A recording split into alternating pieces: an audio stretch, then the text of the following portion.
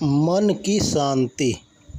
हमें पग पग पर सुख और दुख की अनुभूति होती रहती है और हम ऐसा समझते हैं कि यदि अमुक अमुक वस्तुएं हमें मिल जाए तो हम बहुत ही संतुष्ट हो जाएंगे।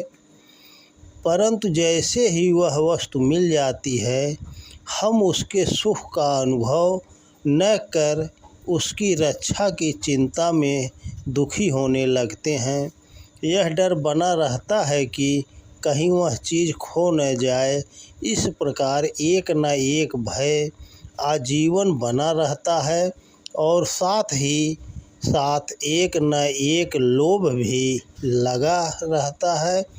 हम स्वार्थों की पूर्ति के लिए किसी न किसी के आगे हाथ पसारा करते हैं, अपनी लोलुपता का प्रदर्शन करते हैं और जब कोई हमारी ओर पूरा ध्यान नहीं देता तो हमें ऐसा लगता है कि हमारी अवहेलना हो रही है, हमारी मानहानि हो रही है, हमें प्रशंसा की भूख रखती है, हमारे अंदर लोभ और मोह व्याप्त रहते हैं।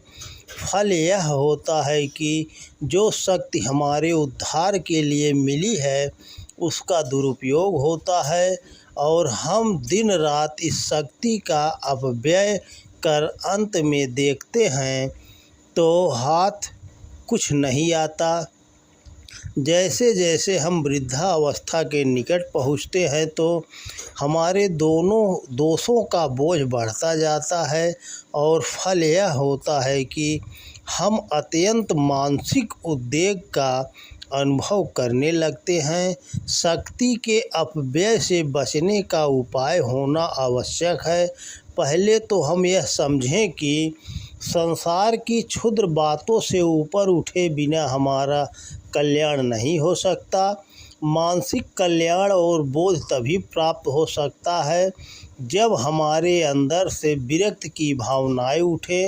हम ऊपरी रूप से साधु फकीर का वेश बनाए रह सकते हैं, परंतु यदि भीतर से मन का सहयोग विरक्ति की ओर न हो तो हमें बार बार लोभ और मोह के झकोरों से अस्त व्यस्त होना पड़ेगा और हम देखेंगे कि हमारे लिए सुख शांति नाम की कोई चीज़ नहीं रही। अतः भोगों से उपराम प्राप्त करने के लिए अंदर का मन साध लेना परमावश्यक है। ऐसा कर लेने से बाकी का काम आसान हो जाएगा। हमें संसार के कामों में लगे रहना चाहिए। हमारे जिम्मे जो भी काम आ जाए उन्हें सहर्ष करना चाहिए। यदि सभी लोग काम छोड़ना प्रारंभ कर दें तो फिर कैसे होगा। अतः हमें प्रवाह प्राप्त जो काम है उन्हें तो करना ही है और जब उन कामों को करें तो ठीक से करें, परंतु मन की चिंतन धारा को सबल अंतर्मुखी करते जाएं। ऐसा करते हुए हम बहुत कुछ आत्म कल्याण कर सकेंगे।